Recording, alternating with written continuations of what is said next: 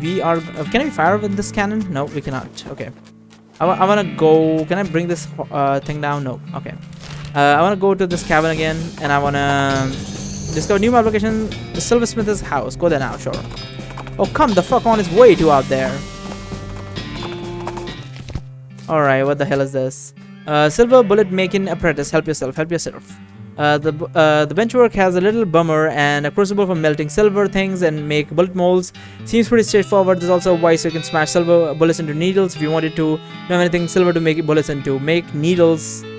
Make needles. Oh, a silver bullet. Okay, yeah, I would like needles rather than bullets. Don't have anything silver to make bullets. Okay. Door is locked. Pick a needle. Got it. Go inside. Cannot crack through this. I forgot the darn combination on this compound thing. If you can open it, you're welcome to what's in it. It looks like a tricky one. Definitely cannot do that. Let's see. The shelf looks pretty picked over. Search. We got some instant grits, muscle 3, and some increasing muscle moxie, and this wipe 1. Plum pudding. I will definitely take that. This bookshelf contains 90 copies of John Terrain. Something weird about it though, it's too neatly organized, like some guy was hiding something. Oh, I need 10 moxie for this. Leave it alone. We'll come back here if need be. Spittoon, at least it looks like a spittoon, but it's next to a bed. It actually might be a bed tan. Stay away. I'm definitely not touching the fucking spittoon. Fucking hell. We got cactus bits. We got green thumb. What is that? You know green horn when it comes to foraging. Alright. And we got mysticality level 4. Nice. And we're gonna go back to the map, and we're gonna unfortunately head back up, despite the fact that we were almost there. Kind of want to kill these guys, but I kind of also want to get some bones first. On the trailer's shoulder, you see some ancient hieroglyphics, petroglyphics, whatever. The first time burning coal, I already did that one, so let's go back to the cabin. I just want to. I can't go in here. No, I cannot. I can go in here, but that doesn't really do anything for me. I want to go forward, and we go here, and we're gonna put out this fire. How do I? Full canteen. Puts out fires. Item is used in combat. God damn it. I'll be back in a second. So I was wandering about and I found this cave. Your keen eyes detect a secluded cave in the near distance. Exploring would definitely be a good use of your time. You discovered a new map location, Shaggy Dog Cave. Go there. Let's say what this cave. I was wandering over there. How the hell did you see this so far away? What the fuck? That makes no sense. Let's go over here. Nothing over here. Can I go in between these? No. Let's go in. Still have our buffs, so it should be good. There's a plague bolted to the cave wall here. Read it. Plaque, not plague. Not a plague. Record of the events of the expedition to and into Shaggy Dog Cave, November 1887. Jim Plaguewright. Alright, leave. Some stalactites, like mites or whatever. Let's read it. Acquired through various sundry means, a story which is interesting in its own right, but better save for another time. A map purporting to lead to a large cache of jewels and ingots of precious metal hidden behind the infamous highwayman, and trained robber, Black Cole Jr. in the years before the cows came home. Jim Plaguewright, along with 3 compatriots, these being an Italian Wayman, Harris Howard, and Douglas Watts, set out to find the Shaggy Dog Cave and the aforementioned treasures. So you did find the Shaggy Dog Cave. What had happened after that? Equipment and provision consist of 1 cart, a horse to pull it, 4 additional horses to be ridden, 2 shovels, a spade, a mining pick, a large coil of rope, 1 large basket of eggs, as well as assortment of other trail provisions and cookware, my own collection of blank plates, engraving tools, 1 large, and a shaggy dog, and a butt-4. I don't know what a butt-4 is. Oh, that one's big. Look at this. It must have been thousands of years since it built. After traveling for 2.5 days in the south and east, we arrived at the small town named Dirtwater, the largest settlement in the vicinity of Shaggy Dog Cave. Leaving the dog to watch the horses, the 4 of us entered the local saloon and each ordered beer except Sai, who was satisfied with water. He betrayed you, is what I'm guessing. The barman provided our drinks as requested and withdrew a small wooden box from underneath the bar, asking us if we'd care to witness something real interesting. Considering we still had quite a few hours to travel, left to travel, we politely declined and asked him if he knew the way to Shaggy Dog Cave. He replied that he had never been there personally, but gave us the rough directions, which correlated nicely with the notes on our map. Alright, so what's gonna happen after that? Upon leaving the saloon, you discover to our dismay that some unknown villain has tampered with our wagon. Fortunately, the other only supplies missing were before an entire basket of eggs, apart from one the dog had concealed within a pocket for safekeeping. You also discovered that the dog had absconded with one of the horses. Absconded? What the fuck? Something forcing Nate and Sai after a lot of drawing to share. Lots of drawing. After drawing a lot. Alright. Man, this is way too big. Probably there's an achievement for not reading any of these, just walking straight in. After acquiring a barrel of fresh water for the trip, as well as a replacement wood for before, I don't know how you read that, we headed out into the open desert. The sun shone down mercilessly upon us, although we took small solace in the fact that we would have been far more intolerable had we made the expedition during the summer months rather than November. In order to pass the time on the trip and resist becoming dazed from the heat, susceptible to desert mirages, we exchanged the stories of our youth, which I will not be retelling here for reasons of length. Alright. Must take some time to like make these anyway. There's a bolt, yeah. However, relate to you 3 odd occurrences that happened to us during our trek through the desert. The first was 2 or 3 hours of dirt water when Nate noticed a glint of sunlight upon a metallic object partially buried in sand. There was revealed to be a brass oil lamp of foreign design and manufacture, which fortunately still contained a quantity of oil. Deciding that this might come in handy, stashed in the wagon with other tools. Alright, can I break this? No, cannot. How big is this cave? There's a plague bolted in the cave wall here, read it. The other next encounter was a nomadic goblin tribes who we discovered spoke excellent English. They inquired as to our destination. We replied that we were looking for the Shaggy Dog Cave, though we did not disclose the reason for our journey. The goblin confirmed that we were heading the correct course and mentioned that he had only a short time earlier witnessed a large and shaggy dog riding a horse in the same direction. We all agreed that that was an unusual sight indeed and continued on our way. So the dog came here before us? What the fuck does that mean? Sometime later, we encountered a large adobe hut accompanied by 2 identical seeming old men with white hair and long white beards. They invited us to take shelter from the heat, which we gratefully accepted. Introduced themselves as hermits. This struck me as peculiar given that there were 2 of them, but I felt it would be rude to ask the question on that point. Alright.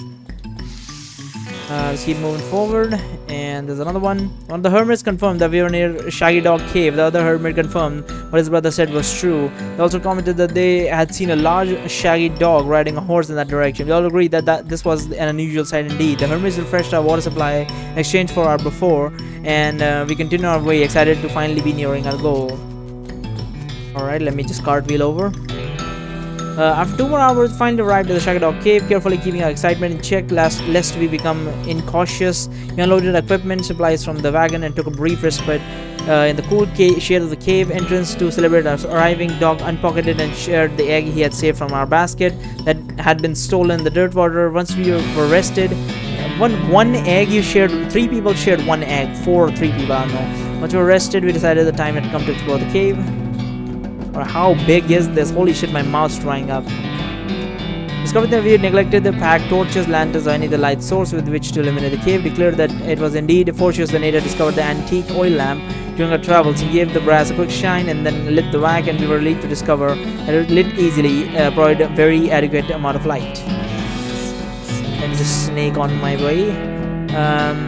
As we headed into the cave, we were further encouraged by the fact that the cave was quite even and easier to traverse. There were no side passages which might cause us to become lost. Despite this, I resolved to hang a number of plaques to mark our progress to the cave and engrave them with the tale of our journey, such that others who discovered the cave after us might be entertained and edified by our story. Alright. Soon we came to the end of the tunnel.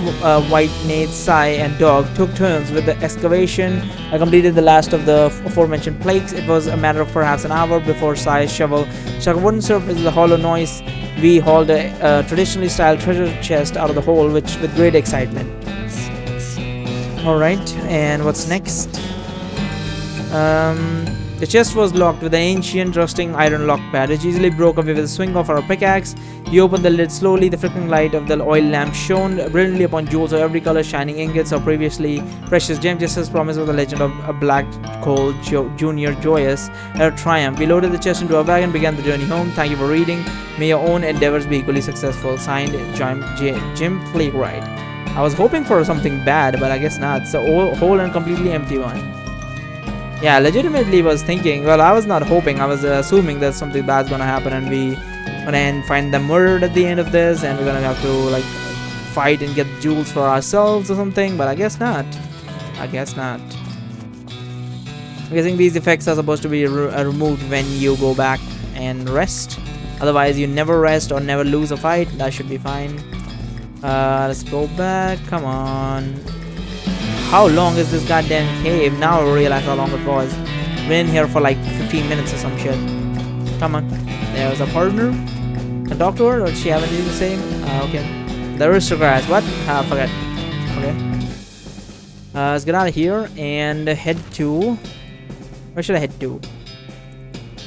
We could head to the railroad. Yeah, let's go to the railroad camp. We don't necessarily have to do the mission, but we can get there. A wave of heat hits you from behind.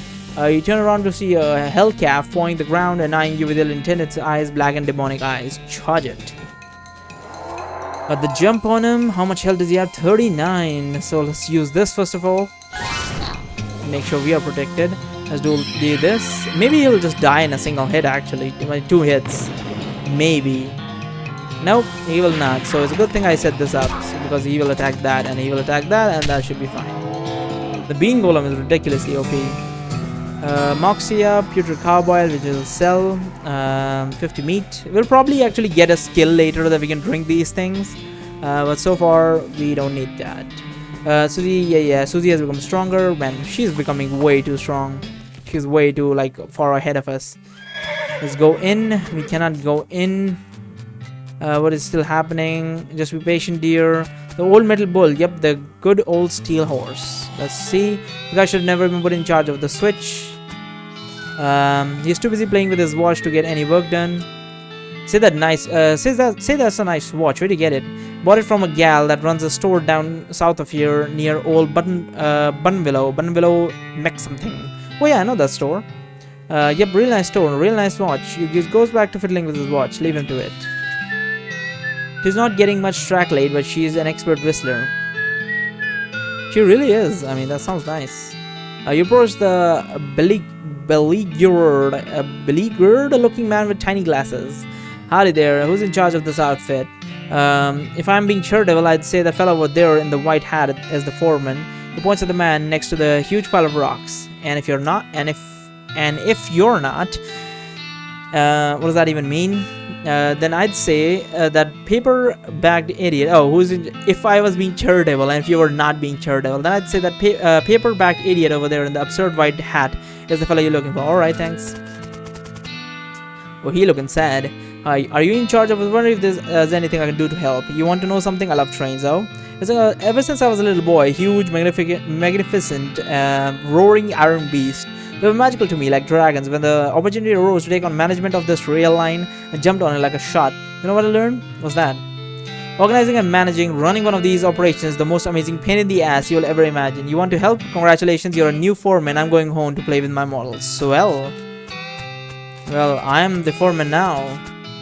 I guess I'm the boss now. The man looks you up and down. Well, now I suppose you can't be any worse than the last clown. He extends his hand.